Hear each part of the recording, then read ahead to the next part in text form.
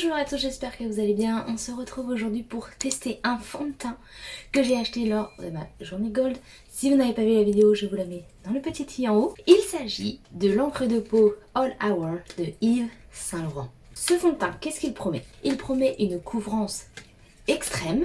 Ça tombe bien puisque aujourd'hui ma peau est dégueulasse. On a tous des moments comme ça avec notre peau, on va pas se le cacher. Donc une couvrance extrême avec une tenue de 24 heures tout en étant waterproof. Donc résistant à l'eau et à la chaleur. Ça tombe bien parce qu'aujourd'hui il fait également très chaud. Ils disent qu'il n'a pas d'effet masque, donc on verra ça tout de suite et qu'il n'y a pas besoin de le fixer puisqu'il est sans transfert et il n'y aurait pas besoin de le retoucher non plus. Il a également un SPF de 20 et il serait parfait pour les peaux mixtes à grasse puisqu'il a une formule non grasse et il viendrait resserrer les pores et prévenir toute la formation de brillance. Donc ce fond de teint nous fait de belles promesses, ça a l'air d'être un excellent fond de teint. Maintenant on va voir si il tient tout ce qu'il dit quoi. Donc c'est parti. Le fond de teint se présente comme ceci, le packaging est vraiment très joli, très classe, c'est du Yves Saint Laurent. Il est en vert. J'ai un peu peur que la teinte soit trop foncée pour moi parce que la Sephora m'a donné la BR20. Moi je serais plus partie sur du BR10. Si c'est trop foncé, je prendrais la teinte BR5 qui selon moi était un petit peu trop claire et je ferai un mélange. Parce qu'il coûte quand même 54 € et j'ai pas trop envie de le jeter. Donc c'est un plat qu'on pompe, comme ceci. Il nous conseille de mettre 1 à 2 pompes seulement sur le dos de la main et de venir l'appliquer en mouvement circulaire.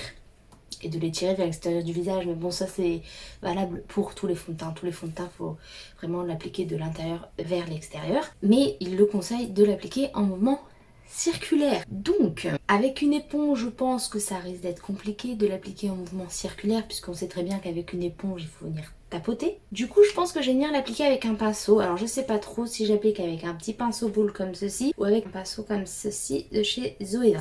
J'hésite vraiment. Je vais peut-être d'abord appliquer mon petit bandeau. Alors je vais mettre 2 pompes. Oh j'ai peur de la teinte. Finalement la teinte ça a l'air pas mal. Quoi? Regardez la teinte. Faire comme je fais d'habitude. Je fais comme ça. Je fais des petits points.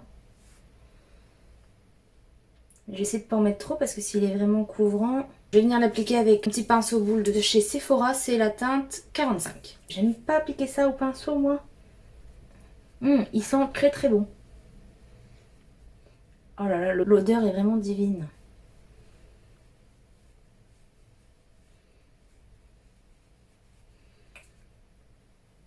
J'ai refait ma couleur hier et du coup j'ai du mauve au niveau de ma racine des cheveux et sur ma tête. Donc j'ai fait la moitié de mon visage, je sais pas comment on voit à la caméra, mais c'est pas une haute couvrance pour l'instant.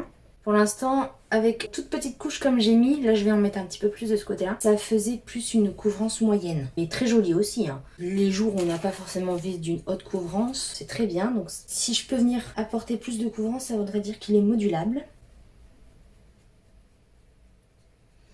Et je l'applique vraiment au mouvement circulaire comme ils disent, hein, et vers l'extérieur. Là j'en ai mis beaucoup plus, bah, vous avez vu hein, ma répartition, mais on n'est pas sur vraiment une haute couvrance, hein. Couvrance extrême comme ils disent, mais ça couvre quand même pas mal comparé à l'autre côté où j'en ai mis très peu, donc je vais venir en rajouter,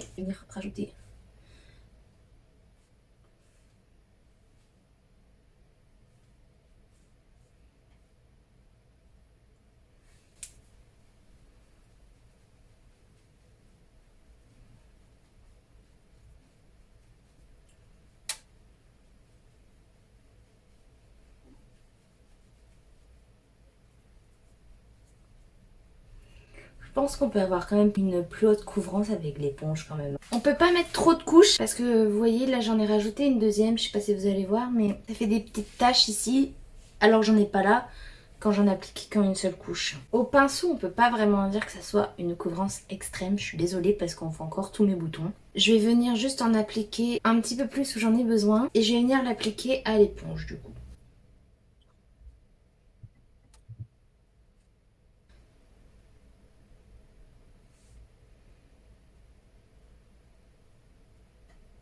J'essaie d'en appliquer sur les zones localement avec mon éponge. En première impression, il n'a pas un effet haute couvrance extrême comme ils disent. Pour moi, c'est plus une couvrance moyenne puisqu'on voit encore les rougeurs de mes boutons. Je dirais un petit peu, si vous avez déjà testé le Born This Way de Too Faced, c'est un peu la même couvrance. Et même je me demande si le Born This Way n'est pas un petit peu plus couvrant.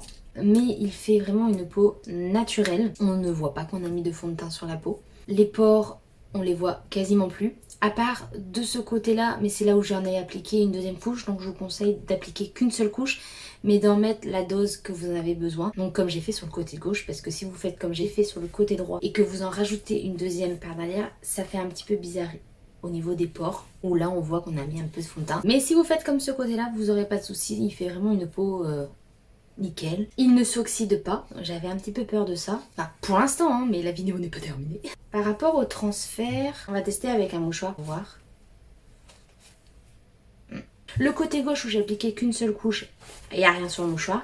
Et là où j'en ai appliqué plusieurs, on voit un petit peu. Donc vraiment, il faut vraiment privilégier qu'une seule couche. Vous pouvez pas le moduler en appliquant plusieurs couches parce que sinon ça transfère. C'est tout ce que je peux dire pour l'instant. J'ai pas envie de le poudrer puisqu'ils disent qu'il ne se transfère pas et qu'il n'y a pas besoin de le retoucher. J'ai envie de laisser comme ça. Et puis honnêtement, il est vraiment mat. J'ai pas la sensation de devoir le poudrer comme je peux avoir avec tous les autres fonds de teint. Si, je vais être obligée de le poudrer en fait parce que sinon je vais pas pouvoir mettre mon blush et mon bronzer. Donc je vais faire le reste de mon teint hors caméra puisque cette vidéo c'est vraiment le crash test de ce fond de teint, mais également le crash test des rouges à lèvres que j'ai acheté lors de ma journée gold. Donc je fais le reste de mon visage et on se retrouve après. Voilà, j'ai fait le reste de mon teint. Je n'ai poudré que les zones où j'ai mis mon bronzer et mon blush. Comme ça, toutes les autres zones du visage ne sont pas poudrées et on pourra voir la différence. Pour le rouge à lèvres, donc j'ai ces deux petits rouges à lèvres de Fenty que je voulais tester dans cette vidéo. Je sais pas laquelle teinte mettre. Je vous avais déjà fait des swatchs dans ma vidéo haul de la journée gold, donc je ne vais pas vous les refaire. Mais j'avais ces deux teintes là. Je vais mettre le bleu foncé qui est la teinte Go Deep. Et si le maquillage que je fais sur les yeux ne va pas avec le rouge à lèvres, c'est pas grave. Ça sera pour le bien-être des deux vidéos. Parce que mes yeux seront l'objet d'une deuxième vidéo. J'aurais dû l'appliquer avec un pinceau parce que là c'est compliqué comme ça. L'embout est pas pratique, je vais finir au pinceau. J'ai fini d'appliquer mon rouge à lèvres, la teinte est vraiment canon, j'adore. Il est très crémeux, il est lumineux, on dirait limite un gloss tellement qu'il est brillant. J'en ai mis sur les dents. Donc ce qu'on va faire, maintenant que j'ai appliqué le fond de teint et le rouge à lèvres, c'est qu'on va se retrouver dans quelques heures, bon, pour vous ça fera quelques secondes, mais pour voir comment le fond de teint a tenu, et puis également le rouge à lèvres, hein, tant qu'à faire. Je vous dis à tout de suite. On se retrouve 4 heures après que j'ai appliqué mon fond de teint, j'ai eu le temps de filmer la vidéo du maquillage des yeux, ça sera la prochaine vidéo de toute façon. Ce que je pense du fond de teint, alors en 4 heures, je brille au niveau de la zone T, donc du menton, des ailes du nez et du front. Je le conseillerais vraiment de le poudrer.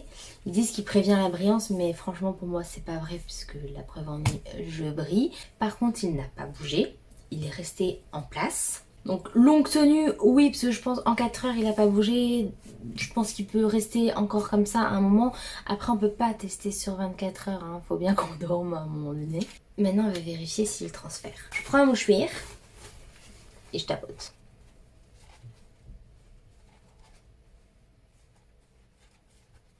Bah écoutez, mon mouchoir à part mon rouge à lèvres bleu, il n'y a pas de fond de teint, donc il est toujours sans transfert.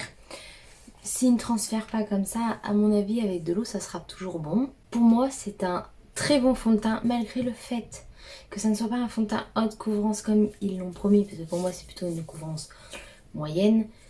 Je trouve qu'il donne un très beau rendu et je vais continuer forcément à appliquer le fond de teint vu que je l'ai acheté. Mais je vous le conseille aussi parce qu'il donne vraiment une très jolie peau. Pour le rouge à lèvres, malgré le fait que j'ai mangé, je trouve qu'il n'a pas beaucoup bougé. C'est une très jolie couleur. J'adore le rouge à lèvres, j'adore le fond de teint. C'est que des tops dans cette vidéo. J'espère que cette vidéo vous aura plu. Si c'est le cas, n'hésitez pas à me mettre des j'aime, à vous abonner à ma chaîne si ce n'est pas encore fait. Et moi je vous dis à la prochaine dans une nouvelle vidéo. Salut!